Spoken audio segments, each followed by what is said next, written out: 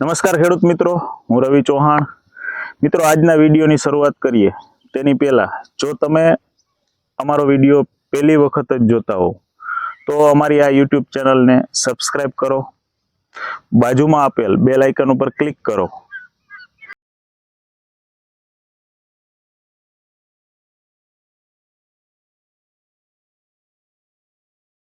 જેથી કરીને અમે જે કાંઈ ખેતીને લગતી અવનવી માહિતી આ વિડીયો દ્વારા તમારા સમક્ષ રજૂ કરીએ છીએ તો એ માહિતી તમને સમયસર મળતી રહે.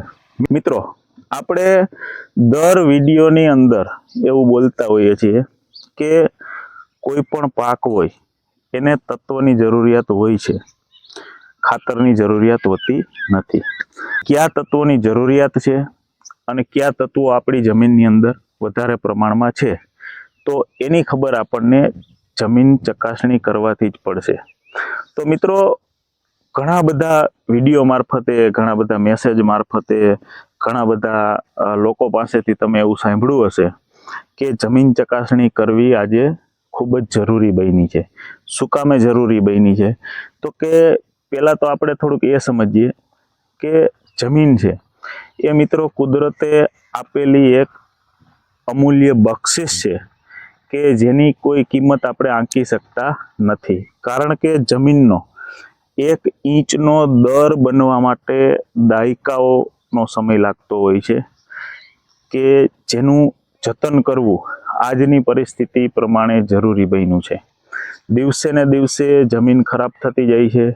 દિવસે ને દિવસે જે કાંઈ પાક છે એની અંદર અવનવા જે કાંઈ રોગો છે, જીવાતો છે, ઘણું બધું વધતું જાય છે અને દિવસે ને દિવસે આપણું જે ઉત્પાદન છે એ ઘટતું જાય છે. તો મિત્રો, ઘણા બધા ખેડૂતોના મનમાં એ પ્રશ્ન ઉદ્ભવતો હશે કે અમે તો ઘણા વર્ષોથી આ ખેતી કરીએ છીએ, 30 વર્ષ, 40 વર્ષ, 50 વર્ષ, તો અત્યારે જમીન ચકાસણીની જરૂરિયાત કેમ પડી?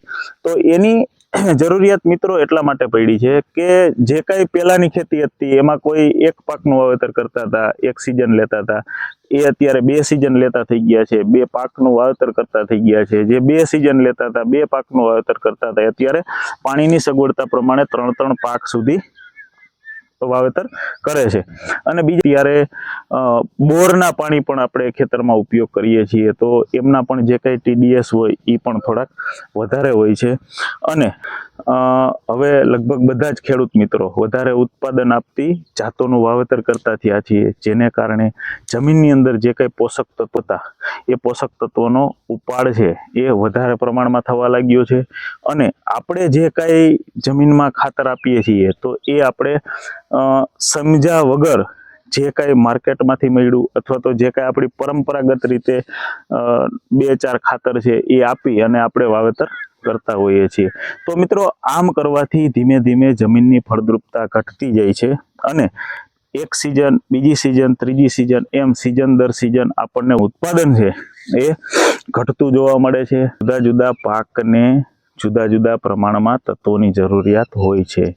તમે બધા જને સરખી રીતે આપો, ચાયણા વગરનું ખાતર આપી દો છો, ચાયણા વગરના જથ્થામાં ખાતર આપી દો છો, આનો એક જ મતલબ થાય છે કે દર્દ જાણ્યા વગર આપણે દવા કરીએ છીએ.